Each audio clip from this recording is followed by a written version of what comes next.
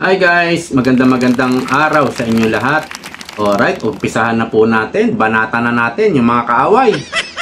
Samahan po ninyo ako sa pagbanat sa pamamagitan ng comment ninyo. Alright, tatlong bagay po ang ating pag-uusapan. Aba, nilabas ng mga dilawan, kakamping, at mga member ng CPP, NPA, NDF ang resibo. Yes, sila po ang naglabas mismo ng resibo kung saan ang dating Pangulong Rodrigo Duterte ay walang ginawang korupsyon. Kaya pasalamatan natin at palakpakan ang mga dilawan. Ikalawa po, yung addiction ni BBM sa pulboron, paghigop ng tawas, marijuana o mana. Mana kasi yung tawag ko sa marijuana. Marijuana, in short, mana. At dahil po sa revelasyon ng ating presidential sister na si Amy Marcos, naibalita po ng buong mundo ang addiction, pagka-addict ni BBM. Nakakahiyaman po, pero pinagtatawanan ngayon ang ating Pangulo. Pangulo po natin yan eh. Nakakalungkot, pero pinagtatawanan. Ayan po ang ating bansa at ang ating Pangulo sa ngayon. Ikatlo po, ito pong pangako ni BBM, si BBM na naman, at pangako ni Recto, na yung 60 billion, ibabalik daw sa PhilHealth. Yung ibinulsa nilang 60 billion. Ang tanong, naibalik na ba? So yan po ang ating mga tatalakayin, pero bago yan, inaanyayahan ko po kayo na mag-like dito sa bidyong ito. At huwag kalilimutang mag-subscribe para lagi kayong updated sa tuwing mag-upload tayo ng video.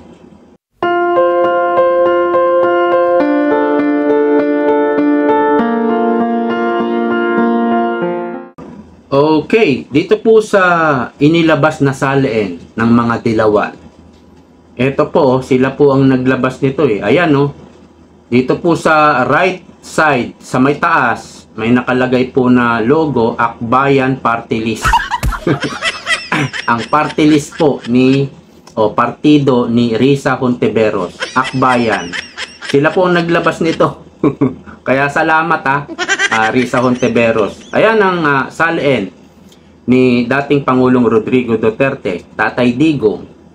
Sa loob po ng 6 years, 2016, ang kanyang net worth ay mahigit 27 million.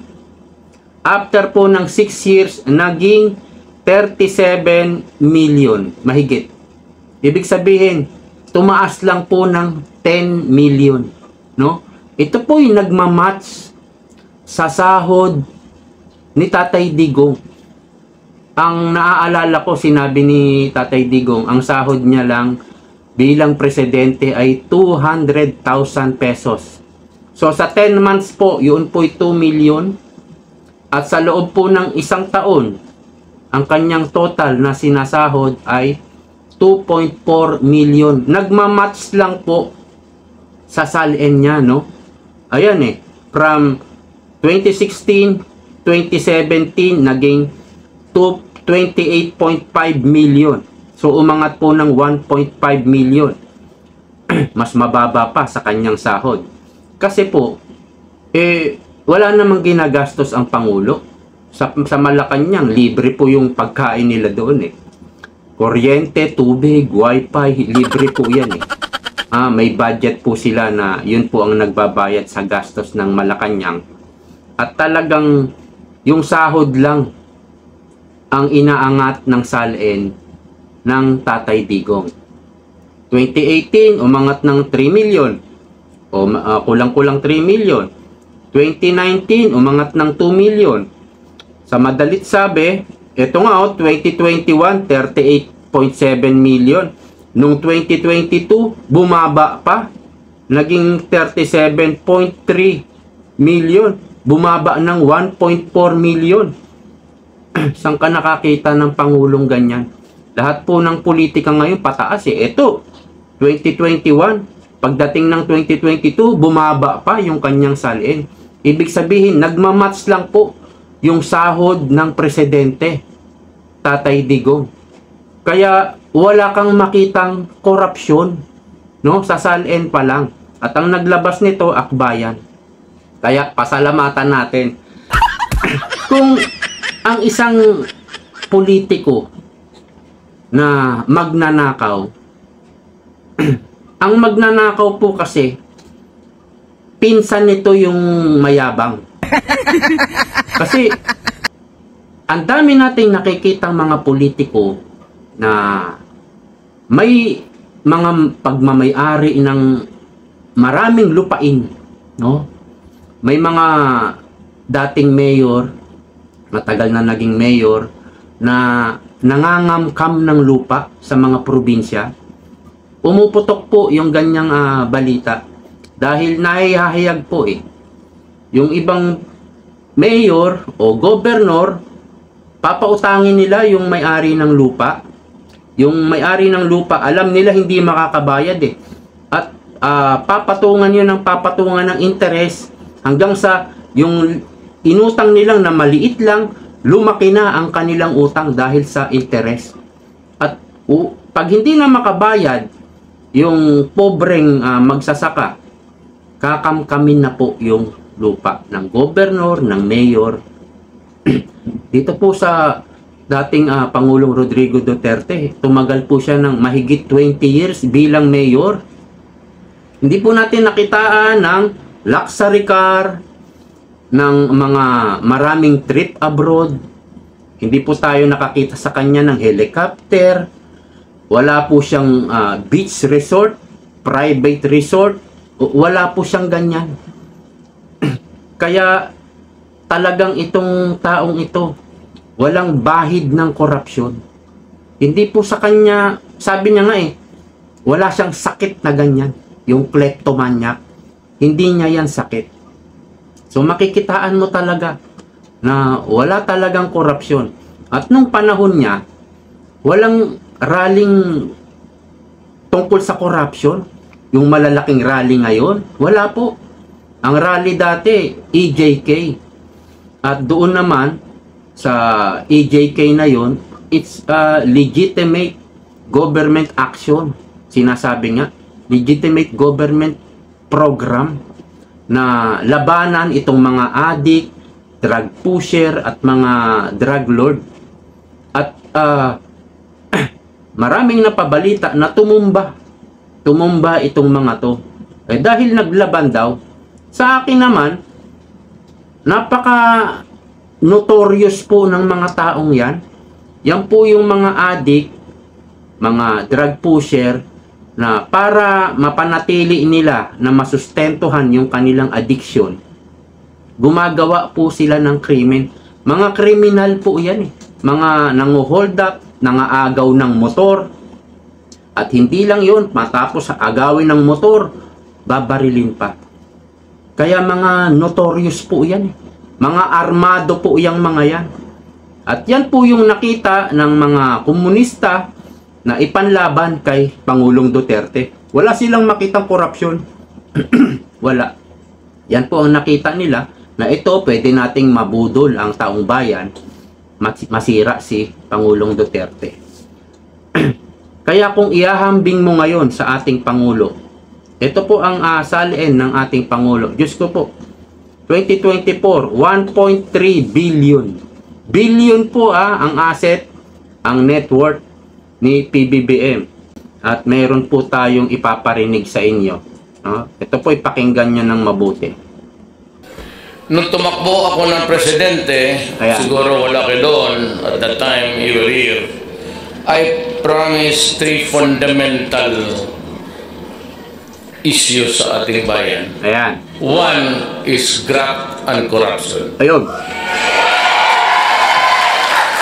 Ang analogy ko dyan is parang eroplano tayo na nandyan sa runway, bumubuelo na. For all these years, hanggang runway lang tayo, talagang hindi tayo nag-take off. Ito pong analogy ni dating Pangulong Rodrigo Duterte, marami pong pumick up nito. Tama po Simulan na natin siguro sa panahon ni Makoy, tatay ni Bongbong Marcos. Although, marami na ipagawa si Makoy. Dahil 21 years old naman, 21 years naman siyang naging presidente. Unlike kay dating Pangulong Rodrigo Duterte, 6 years lang, pero marami pa rin, or parang mas marami pang nagawa sa 21 years ni McCoy. At yung sinasabi niya, no, palagi lang tayong nasa runway, never tayong nag-take off, hindi talaga tayo umangat. Yan, analogy na yan, ang daming po-make up niyan. Totoo po. From McCoy hanggang Noynoy Aquino, hindi po tayo to make off. Sa panahon lang ni Pangulong Rodrigo Duterte tayo to make off. Naka-take off na tayo. Pero nung pumalit si BBM, naglanding ulit tayo, pasadsud, pasadsad. Ganyan po ang nangyari dito po sa kasalukuyang administrasyon presidente natin. Tuloy natin. And one of the things that I blame for this entire whatever Filipino tinglat is because of corruption. Really pull down the country. Pull down the country. Second ang I promise you, itong drugs kasi mabigat na problema. Ayun. Ayun. Ang third, criminality. Ayun, okay. So, number 1, corruption, drugs, and criminality. Tatlo, yan po ang pinangako ni Tatay Digong. Kung ikukumpara natin kay Bongbong Marcos, mula kampanya, ang dami pong pinangako sa atin. Napakadami. Balikan nyo yung mga interview niya. Ang daming pangako. Pero ni isa, wala pong natupad. Hanggang ngayon, nangangako, nangangako, nangangako. Puro pambubudol po. Iba po yung sinasabi, iba yung ginagawa. Yan po ang pagkakaiba ng Pangulo o ni Tatay Digong at ni BBM. At itong mga issues na ito na ipinangako ni Pangulong Duterte, tinupad niya. Hindi man totally nabawa na labanan o nawala ang korupsyon, pero na menos-menos, sabi niya, nabawasan po yung korupsyon. Dahil nga nagkandak siya ng war on corruption, war on drugs, and war in criminality. Dito po kay Bongbong Marcos, noong unang sona niya, hindi po natin narinig yan. Nalalabanan niya ang korupsyon, lalabanan niya ang droga, especially yung droga.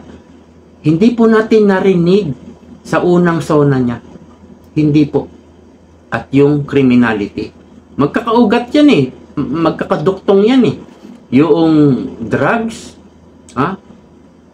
para mapanatili nila yung kanilang mapanatili yung sustento sa kanilang bisyo dahil adik, ang gagawin, krimen, gagawa ng krimen.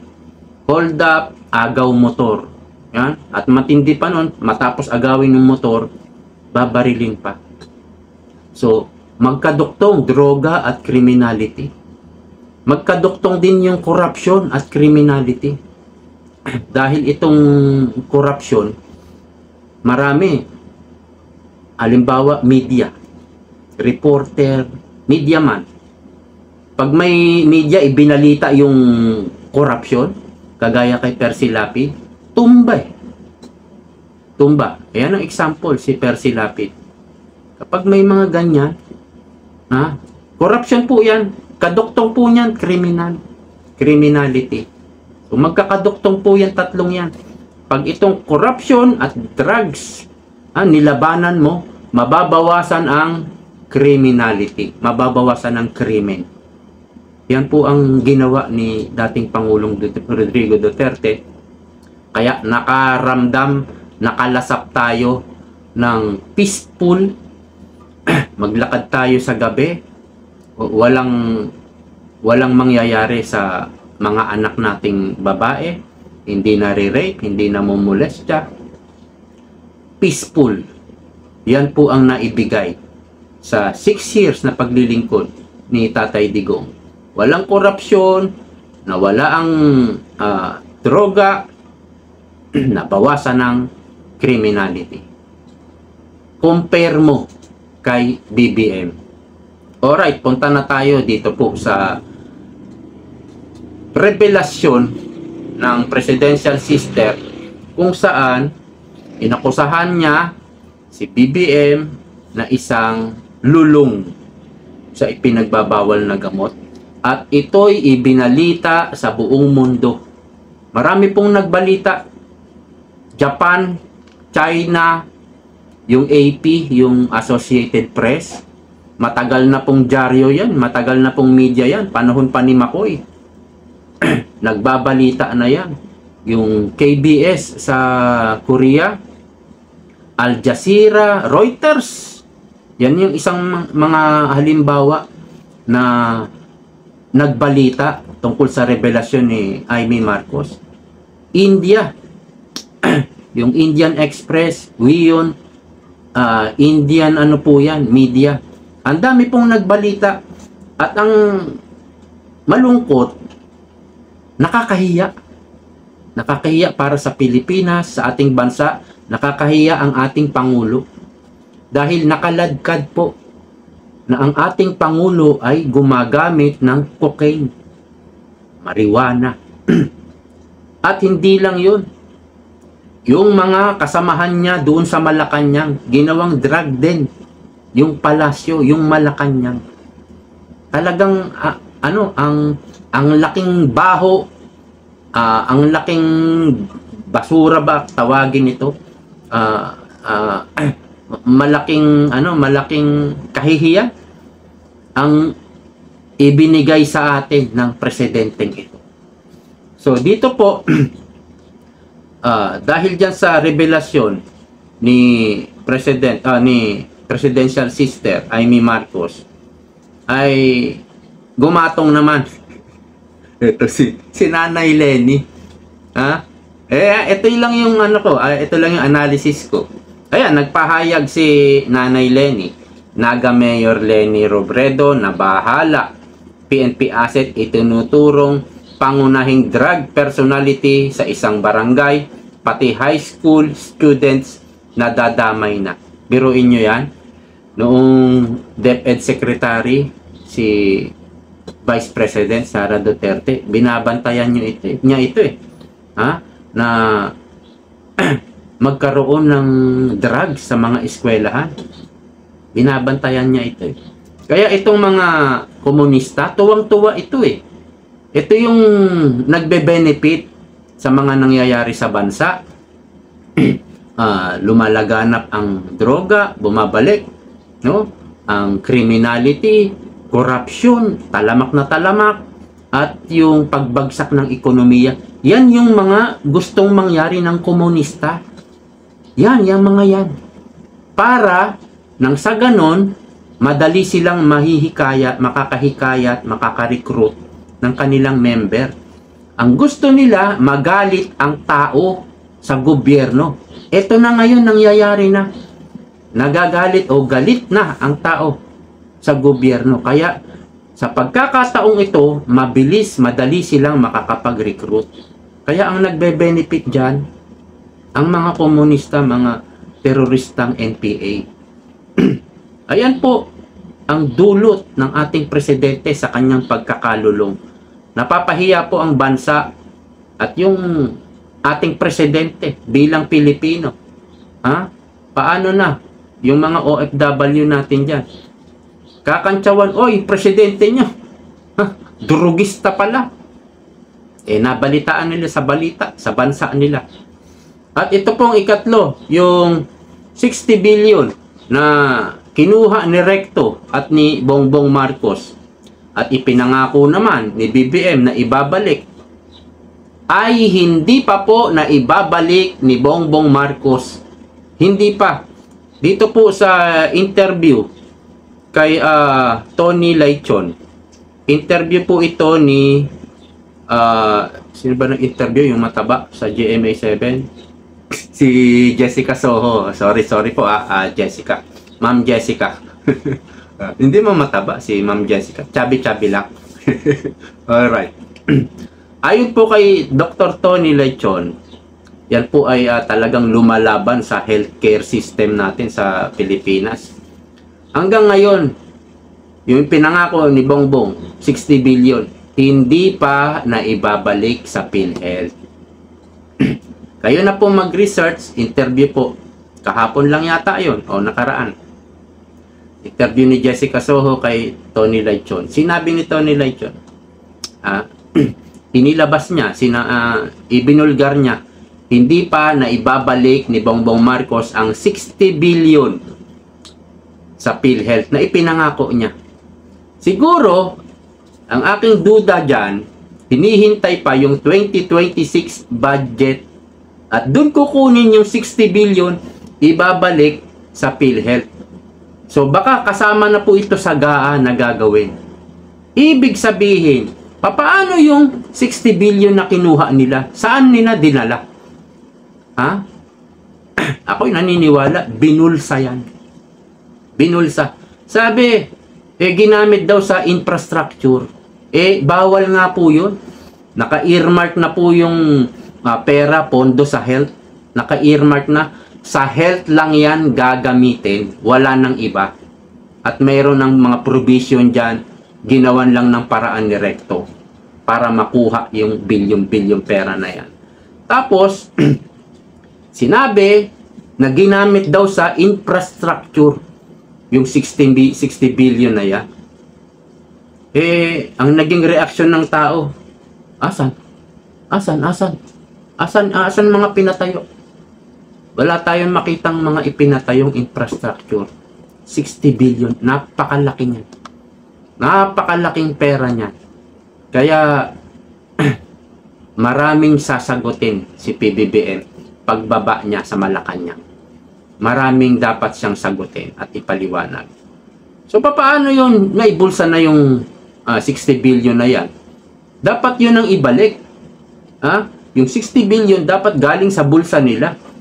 Manggagaling po sa 2026 budget Wala din. Nanakaw pa rin yung 60 billion na dapat sa healthcare system natin at atin po yun. Meron po siyang balita si Tony Lechon o post. Tignan ko po nga para sa para sigurado tayo. Tony Lechon. Para sigurado po tayo na eksakto yung yung ating mababasa. Meron po siyang sinabi diyan may post po siya diyan Wait lang Para ito yata 'yon. Wait lang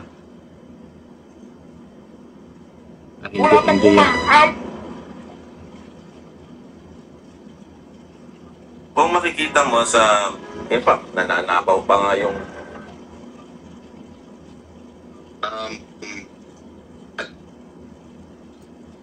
ito po. Ayan. Post po ito ni Tony Lechon. Dr. Tony Lechon. Ito, basahin natin. Ipa-plus ko na lang sa screen. May pasyente ako ngayon. Cancer of the breast, stage 4. Guarantee letter suspended. Looks like no PhilHealth funds. Bankrupt healthcare system. Nasa ICU. PBBM.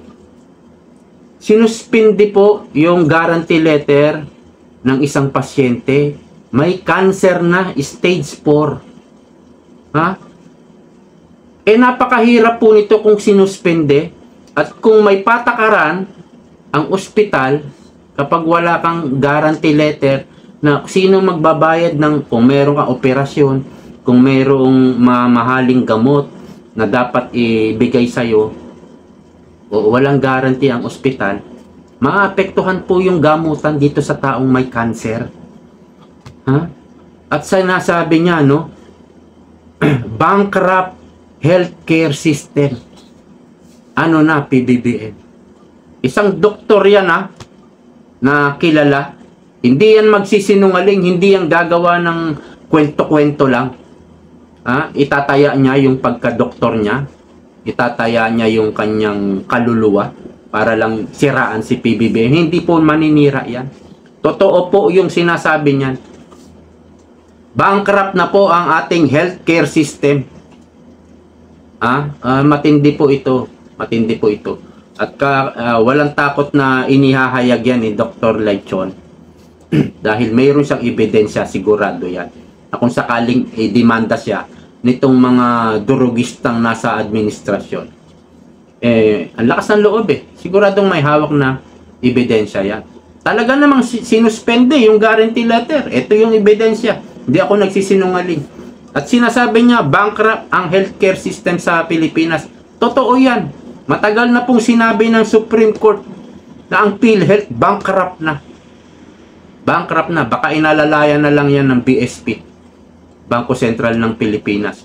Kagaya ng pag-alalay ng BSP sa bumabagsak o bagsak na ekonomiya natin.